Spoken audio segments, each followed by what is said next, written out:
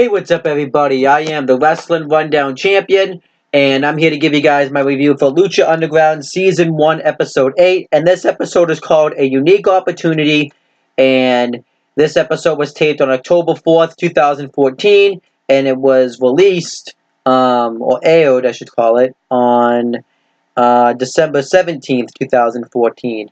And yeah, this episode's called A Unique Opportunity. I might have already said that, but I don't remember. So this episode started off with 10 fighters in the ring. And I forgot to mention, we also had Matt Stryker and Vampiro on commentary for this show. And Dario Cueto comes out, and I kind of liked that he kept his sunglasses on because he was embarrassed about the black eye that Johnny Mundo gave him. So I thought that was kind of cool. And he announces that there's going to be two 10-way matches. This is going to be the first one, and then the other one's going to have like a unique stipulation, and whoever wins these matches will earn a unique opportunity.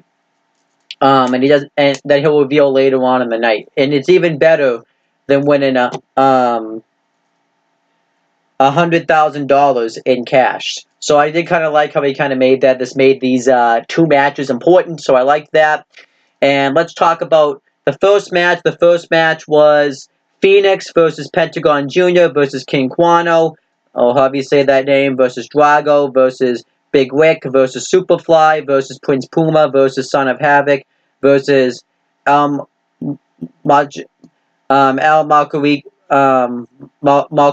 Loco. I don't think that's even how you say that. Versus Masuika Sagrada. And this was a 10-way match, so pretty much whoever got the first pinfall or submission won the match. And this, I thought, was a really good 10-way match. I've never seen a match like this before. And everybody immediately, except for Drago and King Quano, went right after Big Rick, and Big Rick just kind of powered out of it and kind of took everybody out.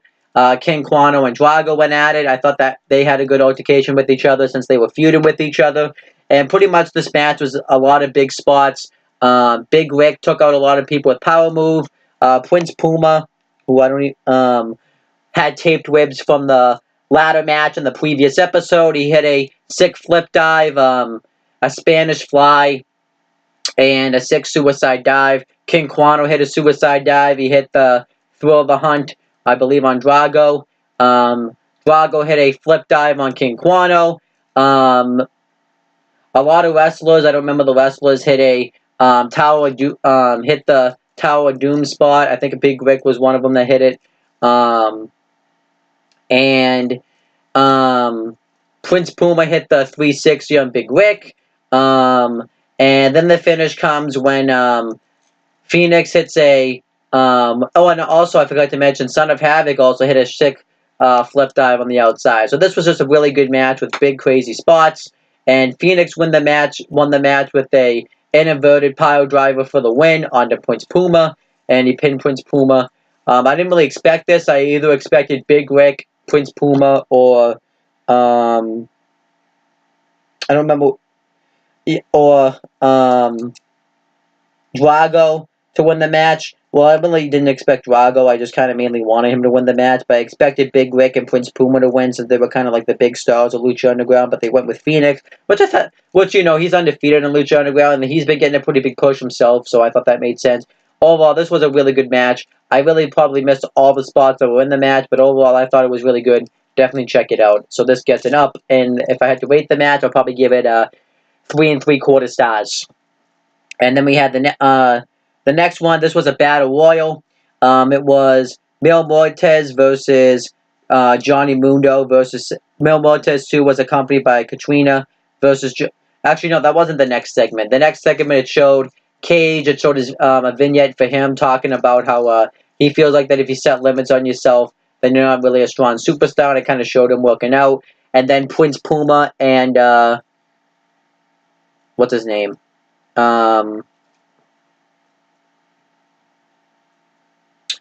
Prince Puma and...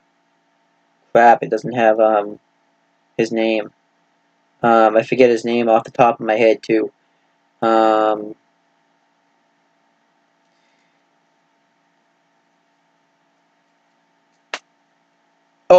Prince Puma and Conan. I don't know how I forgot his name. And Conan's yelling at Prince Puma, talking about how he's been wasting opportunities. And if you keep wasting opportunities, those opportunities won't come around, and neither will I. And they kind of have like an intense face-off with each other. I like this. I thought this was really good, actually. It made, Prince Puma and, it kind of built the tension between them, and I liked it. And then we had the 10-man battle royal. It was Mil Muertes with Katrina Ringside versus Johnny Mundo versus Sexy Star versus Pimpolina Escarlata, or however you say that, versus Cortez Castro versus Mr. Cisco versus Bala, or however you say that, versus Famous B versus Rick Mandel versus Chavo Guerrero Jr. And Sexy Star immediately before the match starts hits a double knees right off the apron onto Chavo Guerrero Jr. I liked that spot a lot because it really made Sexy Star really want to get her hands on Chavo Guerrero Jr. to get revenge on her for stabbing her in the back.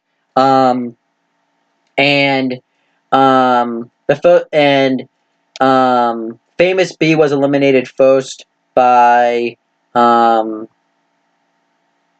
think it was by one of the crew members, but I don't remember which one.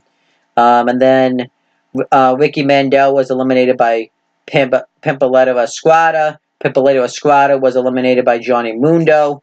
And then Chavo Guerrero Jr. and Sexy Star continued to go at it. Eventually, Chavo Guerrero was able to eliminate her. And then it came down to the crew, Mil Muertes, Johnny Mundo, and Chavo Guerrero Jr. And Johnny Mundo actually was hitting a lot of good spots where he kept keeping himself in the matchup by holding onto the ropes and not letting his legs touch the floor, having his legs hit the apron but having his hair touch the floor, and eventually Mil Muertes, I forgot to mention, eliminated Pimpoluna with a spear and then just threw him over the top rope. And Johnny Mundo, Chavo Guerrero Jr., and Mil Muertes all eliminated the crew kind of at the same time. And then it came down to Mil Muertes, Chavo Guerrero Jr., and Johnny Mundo. And they went at it for a while. Johnny Mundo hit a springboard sunset flip powerbomb, which caused onto Mil Muertes, which caused him to hit a German suplex on the Chavo Guerrero Jr., and then he hits the springboard spin kick on the Chavo Guerrero Jr. as he's hung up on the top rope, and then Mil Muertes and Chavo Guerrero Jr. were the last two in the win.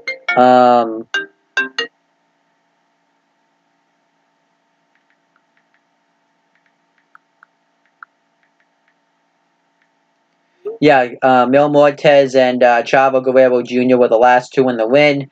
Sorry, no, Mil Muertes and Johnny Mundo were the last two in the win, and they went at it for a while. I like the spots they were hitting on each other, where Mil Muertes kept trying to eliminate him time in and time out, and then Mil Muertes hit a spear on him, and then Johnny Mundo eventually hit a spin kick on him, and then went for the end of the world. But Mil Muertes got his knees up, and then eliminated Johnny Mundo with a clothesline, and Mil Muertes won the Battle Royal, which I thought made sense. They've been giving him a pretty strong monster push since he's been undefeated. If I had to say who I thought was going to win this match, it was either going to be Chavo Guerrero Jr., Mil Muertes, or Johnny Mundo. But because Johnny Mundo had the injury, I didn't think he was going to win. And then afterwards, this apparently led to the main event, which was Mil Muertes versus Phoenix. But before the match starts, Dario Cueto comes back out, and he says,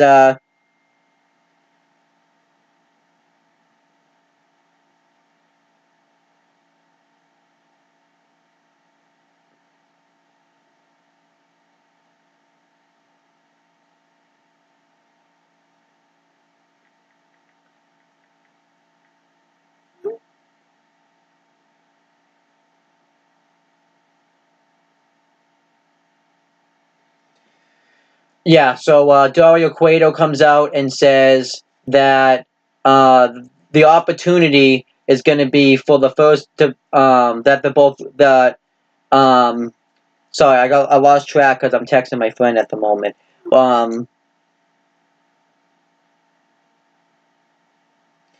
So pretty much what happens is Dario Cueto comes back out, and he's holding a championship title. So obviously we know what this means. He even takes off his glasses and reveals his black eye. And I forgot to mention during that battle royal that mystery girl was watching again, but I still don't know anything about her. And Dario Cueto announces that that the opportunity is going to be that on the January 5th, 2015 edition of Lucha Underground, which is the next episode.